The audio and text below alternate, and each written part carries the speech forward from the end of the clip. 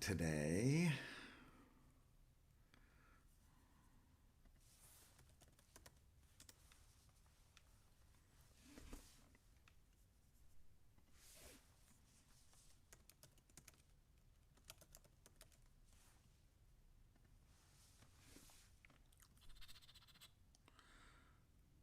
Oh, there it is. Looks like we're on YouTube today. Yep, look at that. And we're on YouTube. And now we'll check Facebook. There it is. We're on. Hello, everybody. Nice to see you. I hope that. Hello, Kathy in Oklahoma. Nice to see you today. Or nice for you to see me. So it's Wednesday. It's a day of luminescence and love. And hello, sis. Hello, Michelle. You're new here. Welcome. So just to give you an idea of what happens, I kind of bring us through some ideas to think about, and then we concentrate on our breathing for the remainder of the time, and we ask certain questions of the universe at the end. And in this way, hopefully we can bring some peace and some stillness into our lives. Hi, Valerie. We've been talking this week about the Torah portion, Yitro. Hello, Michelle. Saffron. Good evening. And yesterday we talked about that silent aleph that begins the Ten Commandments and how important it is to have silence. There's something else I wanted to talk about today, which is a little bit, a little different, I think, and that is about the the number of things that go on in our heads at any given moment. And here's what I mean by that, and how I'm tying it into our portion. At the beginning of the Torah portion, Yitro, who is Moses' father-in-law, who is also a Midianite priest, he shows up. And he says, listen, I heard everything that God did for you, and basically says, I believe that this God is the most powerful God. And he, in some ways, becomes an Israelite. He shares a meal with them, says that God's the only God and the most powerful, says that he wants to be kind of a part of this. And it is, in a way, a conversion to Judaism, which I've always found interesting. But what happens is, and then he goes, he goes with his son-in-law to work the next day, and he realizes that every single Israelite is coming to Moses with the biggest.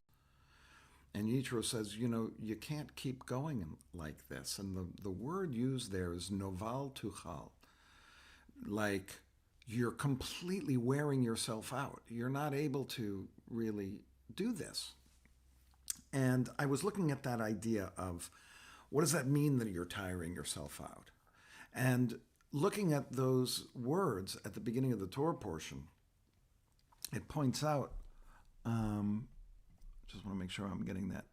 Yeah, Navol Tibol. Navol Tibol is the words at the beginning there. And there are a couple of ways to look at this. One of them is compared to a line in Isaiah that's talking about a fig that is withering. And if you look at a fig as it's out in the sun for a very long time, right, it starts to kind of, all the juices come out of it and it starts getting dry, and then it withers and it becomes, like a raisin almost, right, with all the lines, and it just kind of withers away and just like that. And if Moses kept going, answering everybody's questions all the time, that would have been his fate, to just kind of wither up and disappear. That's one way to look at it. Another way was through the word nivla, which is kind of the word that's used to confound speech at the Tower of Babel. And so it's like there's so much stuff going on in Moses' head that he's confused. And his confusion is going to drive him crazy. These are two of the interpretations. But I like to think of a third interpretation that I think could be used here. And that nivol or nuval comes from the same root as hevel, which is found in the book of Ecclesiastes. And hevel is a mist. Hevel is like ephemeral. Hevel is like it's like you have a mist that goes up.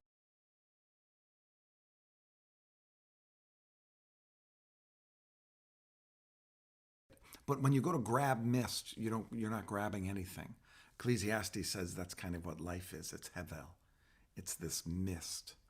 But I think when it comes to Moses and all of the people that he had to attend to, yes, it's going to tire him out like crazy. Yes, it might confuse him. Yes, he could just wither through it all. But I think another way to think about this is that it's hevel, like by doing too much, by having too much going on, that it's wisping away. You can't really even grasp anything because your mind is so consumed with all of the people that are bringing this to Moses. And I'd like to say that hevel from this place, it's kind of like when there's so much going on in our heads, we lose ourselves because start revolving around the things we're thinking about that aren't even necessarily real, but that we've made in our minds, and all of the words and the sounds, even though there's nothing being said out loud, that go on inside of our heads, that sometimes we can lose kind of the basis of who we are because we're so in our heads. And I think that, that idea that we're coming together for this half hour to be together so that those voices, which are going to take over, and the voices are going to continue on in our heads, and it's going to take us out of our concentrating on our breathing. But the act of trying to bring ourselves back to our breathing, to leave those voices aside, hopefully we can grasp more clearly kind of our essence, as opposed to who we are with all of our concerns and all of our worries and all of our anxieties, all of our even looking forward to great things, right? Everything that goes on inside of our head that's either about the future or about the past that clouds what's going on at this very moment. So we take this time to just be. And it's kind of like Moses saying, okay, I'm going to take a half-hour break. I'm not going to listen to any of this. And I'm just going to go, and I'm going to go out into nature, and I'm going to sit, and I'm just going to close my eyes and breathe. How amazing would that have been for Moses to do? And, it's funny, I think about him doing it, I'm like, wow, that does sound great. I should do that. And then I'm thinking, wait a minute, this is what we are doing. We're taking this time to just leave behind the craziness that's in our world. And it's crazy in our world right now. I lie down to go to sleep at night, and sometimes my mind just will not stop. So I try to do, breathing exercises. I don't know if you know that. When you breathe in, count of 4, hold your breath for a count of 4, breathe out for a count of 8. It's a way to kind of calm your heart and slow your heartbeat down, and it does work actually. Not quite melatonin, but it does work to kind of calm yourself as you're going to sleep. Anyway, so this idea of what we're doing right now as we gather is to take those voices that are requesting our energy and our time, voices that it may be speaking the truth, but it may not be. And instead of that taking up our energy, we're going to clear ourselves for a little bit. And we're just going to concentrate on our breath. I know that sounds easy. And I guess I'm speaking to Michelle, is it? Our new person. That we're just going to try to concentrate. How does your breath feel coming into this part of your body? Some people take it into their lungs. I take my breath into my stomach. And So, what we want to do is we want to just concentrate on our breathing. And it sounds like it's a simple thing to do, and it's a natural thing to do, is just breathe and concentrate on it. But our minds are going to take us away. So, without judgment, be kind to yourself and say, okay, for this particular time, I need to think about my breath. That's what I'm doing right now. And and just allow everything to be just as it is for now. Just allow it to be as it is for now. We can't solve the world's problems in the next 20 minutes. But if we can find peace and stillness inside and concentrate inside, maybe afterwards we can. But right now, this is what we're committed to doing. You guys are watching this. I'm sitting in front of this phone delivering it, and we're going to just do this together, and we're just going to breathe. I know you're there. You know I'm here, and we're going to be here for each other. So with all that support, let's find ourselves in a comfortable position so that you feel like there's a strength to it, but there's also a relaxed notion. A lot of times people like to put their hands like this on their lap, or if you want to enclose them, but just kind of like very nicely one inside the other, just a very relaxed stance. And when the bell goes, we'll come back later and we'll ask for two feelings to accompany us as we leave today.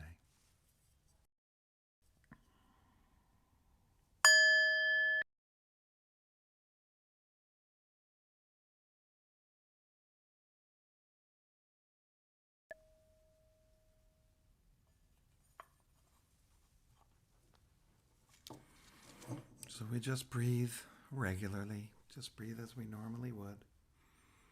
Sometimes you have to take a deep breath because your body needs it. I always have here it comes, a yawn at the beginning of our meditation. Not quite sure what that is. And we're just concentrating on how our breath comes into our body, fills up our stomach or fills up our chest, and how it leaves our body as simply as it came in. This is what keeps us alive every moment without us even noticing. And as your mind starts taking you away from your breath, just notice what you're thinking about. Whatever you're thinking about must be on the tip of your mind right now. And whatever it is, you can leave it behind. And with chesed, with kindness, just bring yourself back to your breath. I like to think of what we think of as emet. That's the truth of what's going on inside of us right now in our lives. And then chesed is not judging it, being okay with it, allowing it to be just for now. Emet v'chesed.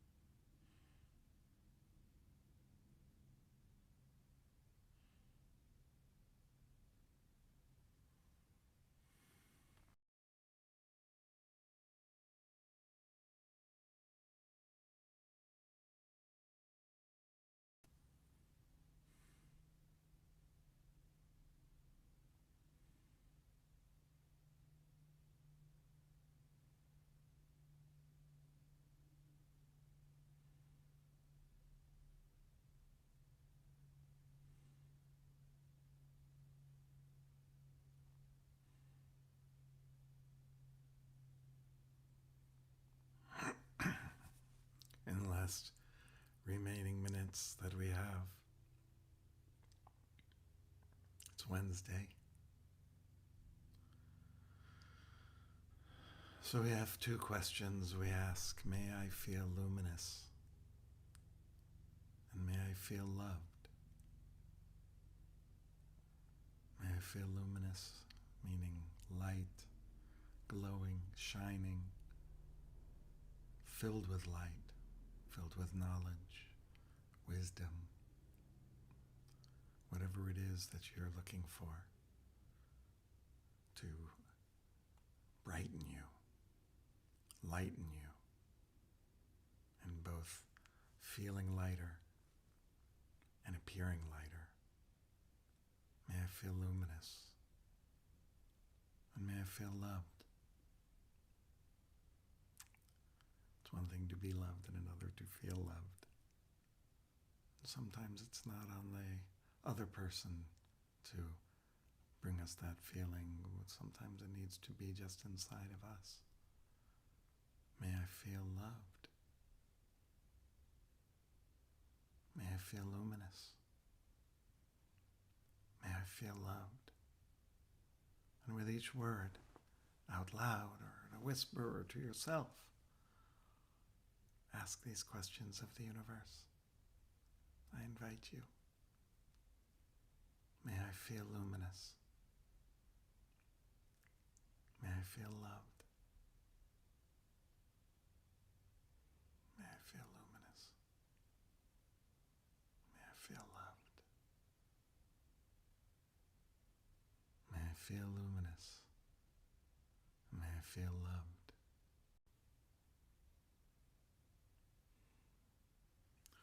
Perhaps invite you to have someone in front of you in your mind's eye, as if they're right in front of you. It could be someone you love, or just a friend, or someone you're even having difficulty with, or someone you see on occasion that you'd like to offer this. And you say it directly to them. May you feel luminous. May you feel loved. May you feel luminous. May you feel loved. May you feel luminous and loved.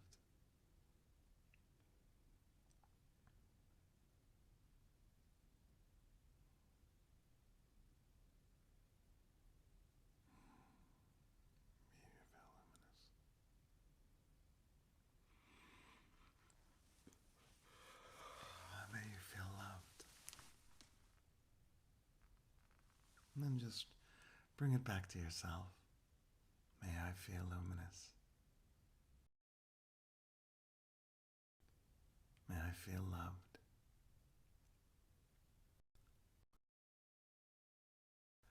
And loved. May I feel luminous. And may I feel loved.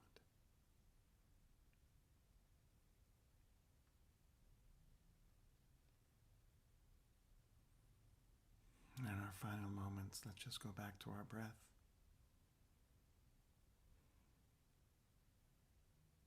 Does your body feel different now than it did when we started? Concentrate on how your breath leans in and leans out.